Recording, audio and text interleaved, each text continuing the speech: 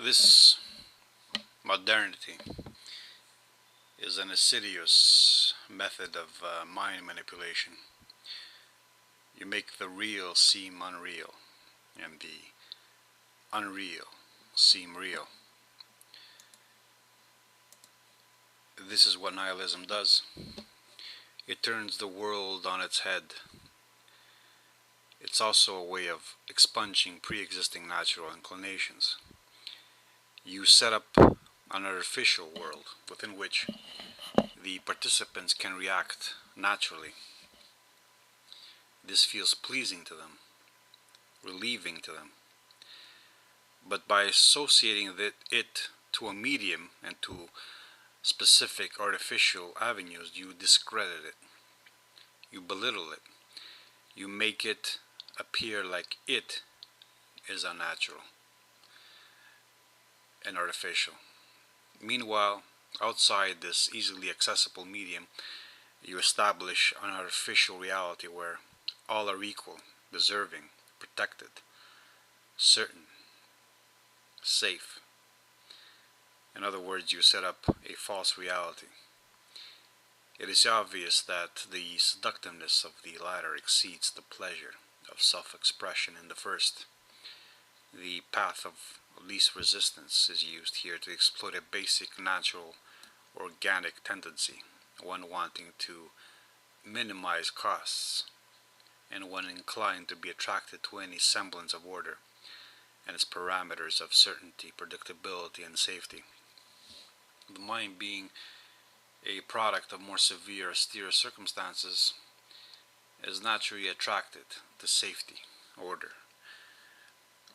predictability, abundance, just as it is inclined towards sugars and salts and fats because it evolved within environments where these ingredients were more rare, or at least not as easily accessible. This makes it easily manipulated, this mind, by the easy answer, the comfortable outcome, the one which is least resistant to its desires. Watch, for example, predators and what they hunt. Do they hunt the strongest, the fastest, the biggest in relation to them? Or do they hunt the weakest, the slowest, and the most vulnerable? This is a tendency towards the path of least resistance on display.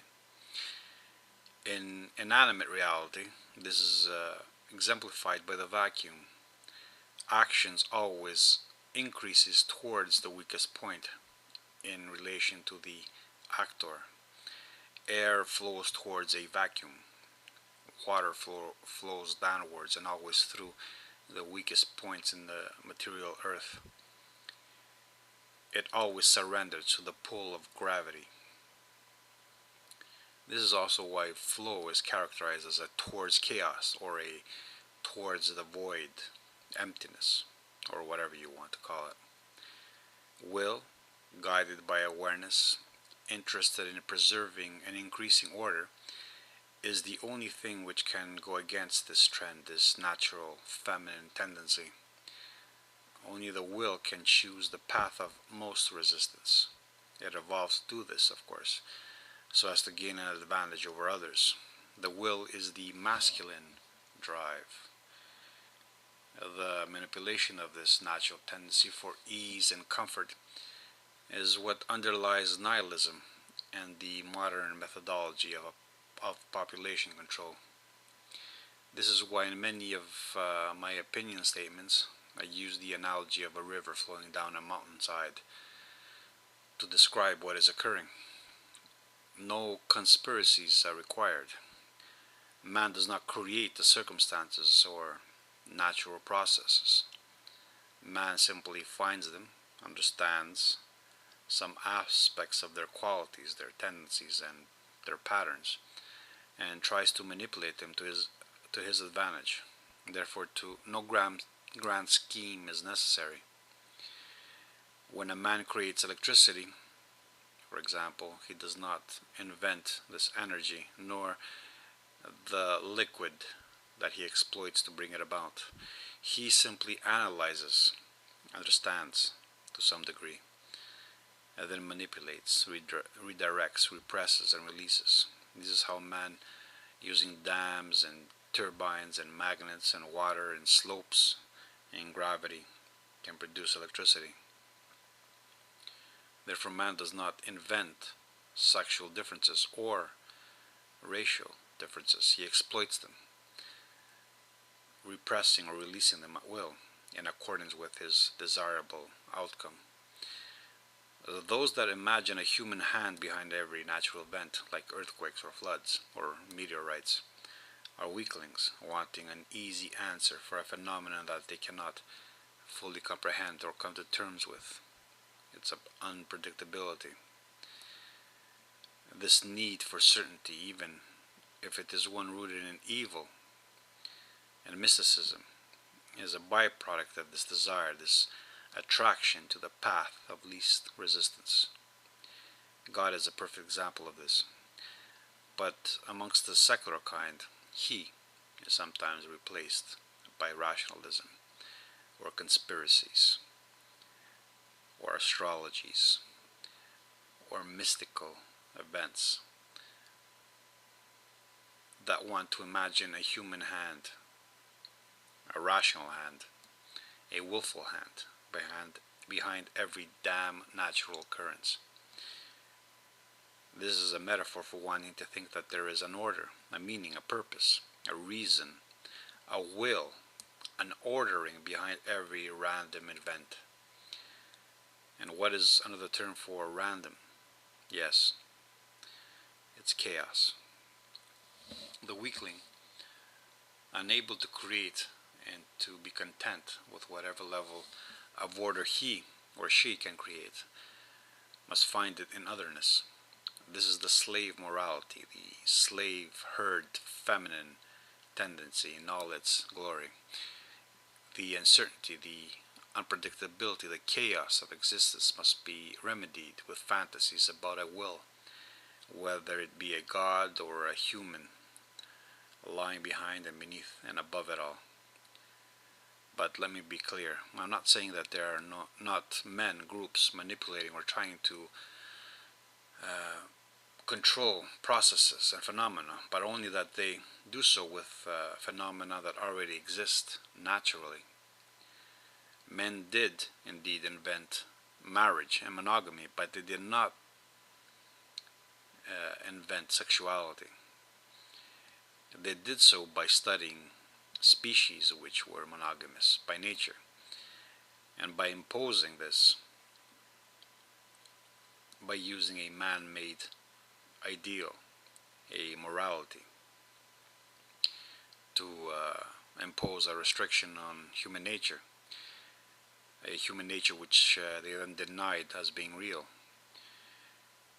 They did invent culture, which resulted in symbols and traditions, in dress code and spirituality and gender roles, and in behavioral standards, but they did not invent the sexual types, which were integrated within these gender roles. And they did not invent the behaviors they then tried to control and to exploit. It is nihilism, modernity, which attempts to discredit sexual types and racial types by convincing others who are more than willing to be convinced, and themselves most of all, that all these natural categories are human constructs,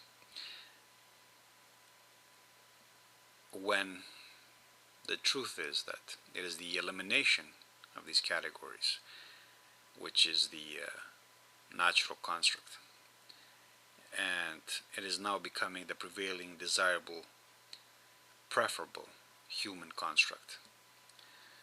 They're not trying to redirect a naturally occurring phenomenon and give it a new symbolization, a new meaning, a new purpose. They are trying to eliminate it altogether. This is what nihilism is. They are not trying to convince all that the river should be taken this way, or that it should be exploited in that way, but that the river is altogether a human fantasy. It does not actually exist.